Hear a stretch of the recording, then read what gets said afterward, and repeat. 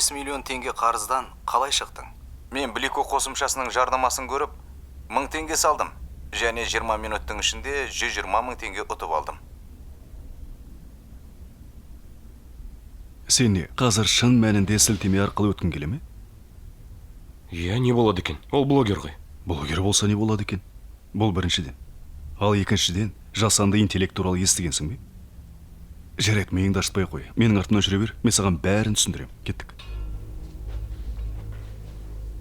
Осының бәрін біз осы жерде жасаймыз. Сен көрген бейнелер, атақты адамдар, жеңіл ақшаны жарнамалайтын блогерлер. Шын мәнінде мұның бәрін біз алаяқтар жасаймыз.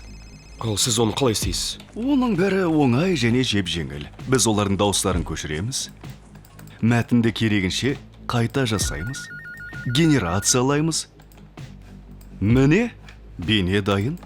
Бәрі оңай ақша жоқ дейді. Бірақ олай емес. Оңай ақша бар. Қалай екен? Егер оны қаласаңыз... Бізге айырмашылығы жоқ. Бұл әнші ме, блогер ме, немесе саясаткер болса да, біз кез келген тұлғаны пайдаланамыз. Мынау шынайы сияқты екен. Енді шынымды айтсам, сауатты адам айырмашылығын таба алады. Өйткені мәтін мен ерін қимылы сәл де болса сәйкес келмейді. Бірақ менің ойымша аңқау адамдар үшін осы да болады. Мен сенер едім. Иә, ал керек болса. Міне, сен сияқты адамдар көп. Есіңде болсын, бауырым. Мен саған мынаны айтайын. Егер сен әлде бір бейнені, әлде бір жарнаманы көретін болсаң, блогер тіпті саясаткер болсын, сілтеме арқылы өтпе. Өйткені сілтеме арқылы өтетін болсаң, барлық ақшаңды қалдырасың.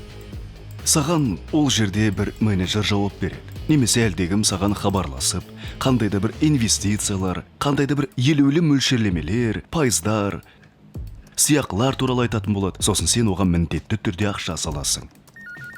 Ондағы адамдарды біз сияқты ақымақ емес, саған кішкентай сыйақы төлейді. Бұл сені еліктіреді, өйткені ашкөздік естен айырады. Түні бойы қиналып, келесі күні ақшаңның бәрін бересің. Түсініп тұрсың ба? Ал олар, яғни біз, сенің ақшаң сияқты өміріңнен ғайып боламыз. Сондықтан, қымбатты достар, егер оның қателігін қайталағыңыз келмесе, егер кез келген жерде, кез келген блогердің, тіпті әртістің, немесе саясаткердің жарнамасын көрсеңіз, сенбеңіз. Ақпаратты ресми дерек көздерден қараңыз.